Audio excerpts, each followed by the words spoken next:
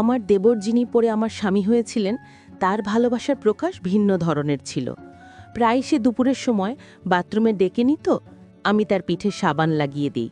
আর যখন আমি ওর পিঠে সাবান লাগাতে যেতাম, আমার দেবর সেই সুযোগে আমার সঙ্গে খুনসুটিতে মেতে উঠতেন। আমার বিয়ে হয়েছিল আমার বড় মামাতো ভাইয়ের সঙ্গে, কিন্তু আমি প্রতিটি রাতেই আমার দেবরের সঙ্গে সময় কাটাতাম, অর্থাৎ আমার ছোট মামাতো ভাই জিহাদের সঙ্গে। আমার দেবর আমাকে যে পরিমাণ ভালোবাসা এবং স্নেহ দিত, তাতে আমার মন প্রাণ জড়িয়ে যেত। কিন্তু নিজের স্বামী থাকা সত্ত্বেও আমি কেন আমার দেবরের সঙ্গে আমার চাহিদাটা মেটাতাম, তা জানতে হলে ঘটনাটি আপনাদের পুরো মন দিয়ে শুনতে হবে। আমার নাম আয়েশা। আমার মামার ছিল 2 ছেলে। তারা সম্পর্কে আমার মামাতো ভাই। বড়জনের নাম নাইম এবং ছোটজনের নাম জিহাদ। আমার বিয়ে হয়েছিল বড় মামাতো ভাই নাইমের সঙ্গে। আমি তার থেকে বয়সে 3 বছরের ছোট ছিলাম। আসলে আমার মা এবং মামা ছোটবেলা থেকে আমার সঙ্গে তারা নাইমের বিয়ে ঠিক করে রেখেছিলেন। আমার কলেজে পড়াশোনা শেষ হওয়ার পরে মামাতো ভাইয়ের সঙ্গে আমার বিয়ে সম্পন্ন হয়। বিয়ের পর যখন আমি শ্বশুরবাড়ি এলাম, তখন আমি খুব আনন্দিত ছিলাম, কারণ আমি নিজেরই আত্মীয়র বাড়িতে সংসার করতে এসেছি। তাই আমার মনে কোনো প্রকার দুঃখ কষ্ট ছিল না। আমি বেশ অনুনিশ্চিত খুশি ছিলাম। কিন্তু যখন বাসর রাতে আমার স্বামী ঘরে যখন প্রবেশ করল, তখন তার আচরণ দেখে আমার পায়ের নিচে মাটি যেন সরে গেল।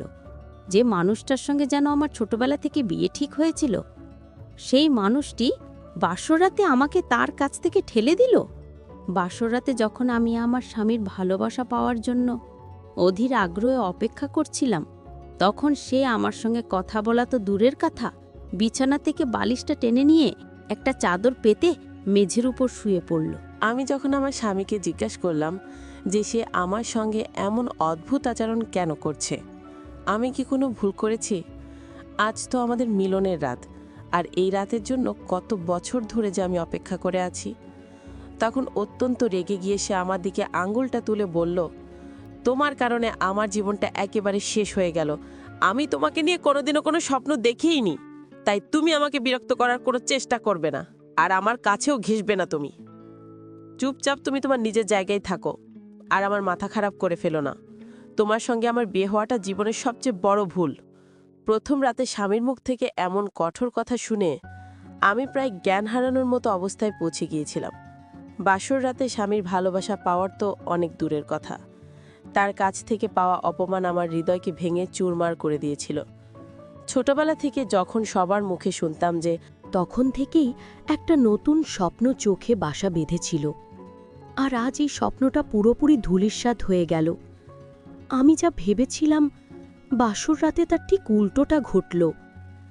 ভেবেছিলাম স্বামীর সঙ্গে অনেক মধুর সময় কাটাবো, কিন্তু সে তো আমার মুখ দেখতেও প্রস্তুত ছিল না। আমি দেখতে যথেষ্ট সুন্দরী হওয়া সত্ত্বেও আমার স্বামী বাসর রাতে আমাকে একবার ছুঁয়ে দেখেনি।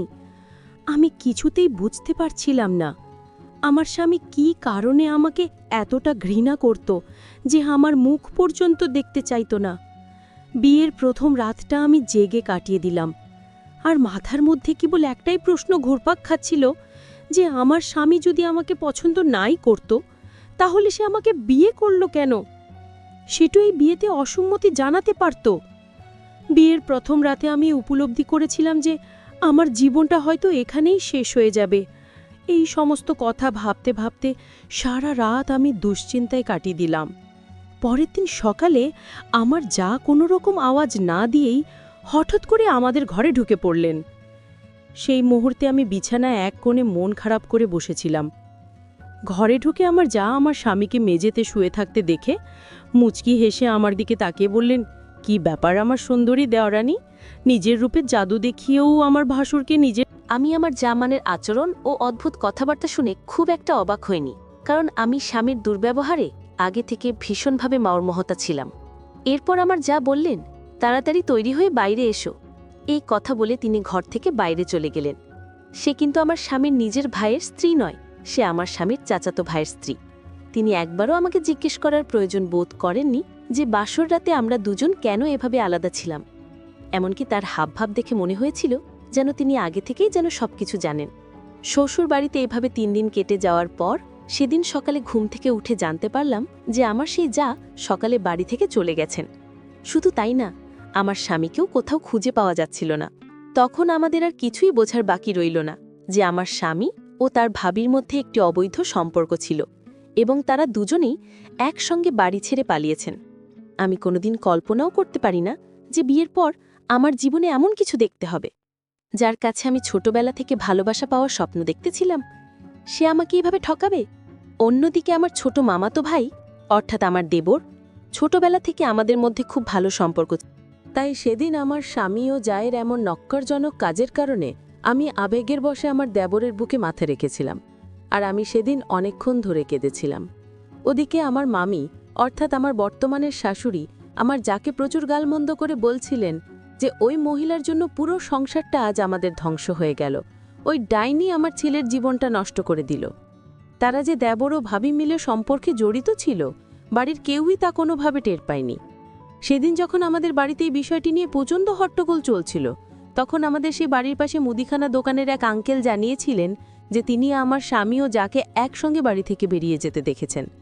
শ্বশুরবাড়িতে আমার আসা হয়েছিল মাত্র 3 দিন, তাই আমি এই বিষয়ে কিছুই জানতাম না যে আমার স্বামীর সঙ্গে আমার জায়ের ভিতরে অবৈধ সম্পর্ক ছিল। এরপর ধীরে ধীরে সবকিছু পরিষ্কার হয়ে যাওয়ার পর আমি যখন আমার স্বামীর সিন্দুক খুলে তল্লাশি শুরু করলাম, তখন আমার পায়ের নিচে মাটি একেবারে সরে গেল, কারণ আমার স্বামীর সিন্দুকে আমার যা ও আমার স্বামীর একসাথে তোলা অনেক ছবি ছিল। এদিকে সবকিছু জানাজানি হওয়ার পর আমার যখন বাবা মা আমাকে বাড়িতে ফিরিয়ে নিয়ে যাওয়ার জন্য এসেছিলেন, তখন আমার মামাতো ভাই, অর্থাৎ আমার দেবর, আমার বাবা মাকে অনুরোধ করে বললেন মেয়ে কিছুদিন যেন তাদের সঙ্গে থাকি। আমি বাসায় চলে গেলে তারা নাকি সবাই একেবারে মানসিকভাবে আরও ভেঙে পড়বে। আমার দেবরের কথা শোনার পর আমি বাবার বাড়ি আর ফিরে যাইনি। এরপর শ্বশুরবাড়িতে থাকাকালীন আমি আমার মামাতো ভাইয়ের সঙ্গে প্রতিদিন অনেকটা সময় কাটাতাম। সে আমার বাসর ঘর আগে থেকেই তো আমার মামাতো ভাই ছিলেন এবং ছোটবেলা থেকে আমাদের মধ্যে কথাবার্তা ও হাসিঠাট্টার সম্পর্ক ছিল। তো আমার স্বামী ও যা বাড়ি থেকে পালিয়ে যাওয়ার পর আমি আমার দেবরের সঙ্গে অনেক সময় কাটাতাম এবং আমি আমার দুঃখ কষ্টগুলো ভাগ করে নিতাম তার সঙ্গে। তো এদিকে আমরা দুজনে যখন একসঙ্গে সময় কাটাতাম, তখন আমার মামা মামি আমাদের কিছুই বলতো না, কারণ তারা ভালোভাবেই জানতো যে আমি কতটা কষ্ট পেয়েছিলাম। দিন যত যেতে লাগলো, আমিও মামাতো ভাই অর্থাৎ আমার দেবর একে অপরের সঙ্গে এবং সময় গড়ানোর সাথে সাথে আমি নিজের কষ্ট ভুলে ধীরে ধীরে একে অপরের আরও কাছাকাছি আসতে লাগলাম। যেমন যখন আমার দেবরের বাড়ি ফিরে আসার সময় হতো, তার আগে আমি পরিপাটি হয়ে সেজেগুজে তার জন্য অনেকক্ষণ হলো অপেক্ষা করতাম। তারপর একদিন যখন আমার শ্বশুর শাশুড়ি বাড়িতে ছিলেন না, তখন আমিও আমার দেবর বাড়িতে একাই ছিলাম। তখন আমার দেবর কেবলই স্নান করে একটা তোয়ালে গায়ে জড়িয়ে সে নিজের ঘরে ছিল। আমি ঠিক সেই মুহূর্তে কোনো না কোনো কারণে ওর ঘরে প্রবেশ করি। তখন তার সুনাম দেহটি আমার দৃষ্টি আকর্ষণ করে, আর আমি অজান্তেই নিজের কল্পনার জগতে হারিয়ে যাই। বিয়ে হওয়া সত্ত্বেও আমার তো আর বাসর রাত হয়নি, তাই তখন আমার মনে ওই ধরনের ইচ্ছে বা স্বপ্ন জাগাটা স্বাভাবিকই ছিল। এরপর আমার দেবরের দৃষ্টিটা আমার দিকে পড়তেই সে ওই অবস্থাতেই আমার নাম ধরে আমাকে ঘরের ভিতরে ডাকল।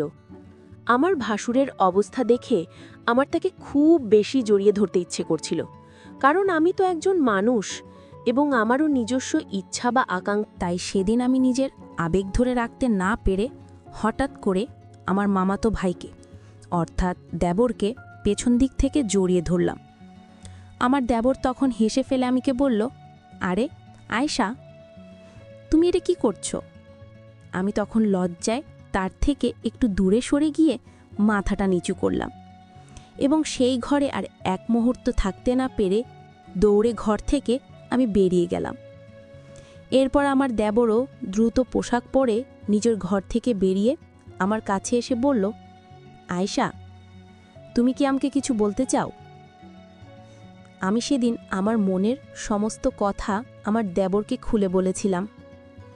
সেদিন আর নিজের আবেগ ধরে রাখতে না পেরে দেবরকে জিজ্ঞেস করেছিলাম, আমি কি তোমাকে জীবনসঙ্গী হিসেবে পেতে পারি? এবং আমি তোমাকে পছন্দ করি এবং তোমার হাত ধরে আমার বাকি জীবনটা কাটাতে চাই।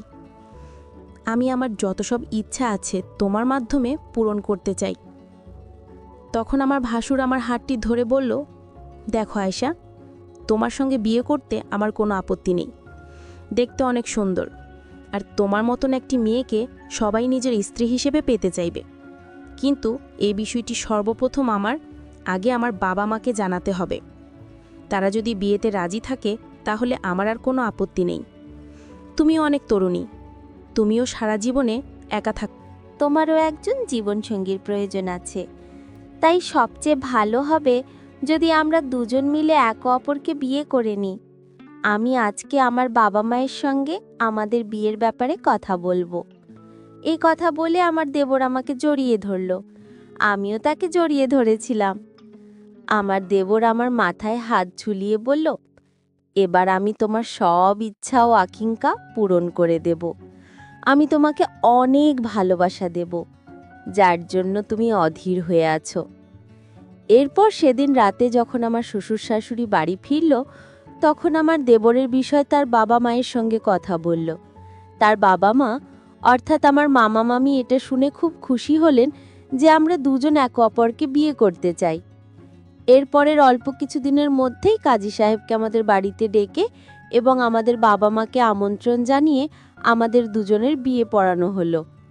এরপর আমার বাসর রাতে আমার ভাসুর আমার মনের স্বপ্ন ইচ্ছা পূরণ করে দিল। আমি যতটা আদর ভালোবাসা স্বপ্ন দেখতাম, তার থেকে অনেক বেশি আদর ভালোবাসা আমার দেবর আমাকে দিয়েছিল। বিয়ের পর থেকে প্রতিদিন দুপুরে উনি আমায় ডেকে নিত বাথরুমে আর বলতো, আয়েশা, আমার পিঠে একটু সাবান ঘষে দিবে? আমি যখন ওনার পিঠে সাবান লাগিয়ে দিতাম, তখন আমার নতুন বর সুযোগ পেলেই আর আমিও তার ভালোবাসার ছোঁয়ায় নিজেকে উজাড় করে দিতাম। আমি আমার ভাসুরের কাছে অপরিসীম ভালোবাসা পেয়ে অনেক সুখী। এই ঘটনাটা ঘটার পর আজ প্রায় 1 বছর হতে চলল এবং আমি এখন গর্ভবতী। খুব শীঘ্রই মা হতে চলছি আমি আমার সংসারে অত্যন্ত আনন্দ ও শান্তিতে আছি। আমার প্রথম স্বামীও আমার যা পালিয়ে যাবার পর আমরা তাদের আর কোনো খোঁজ খবর রাখিনি।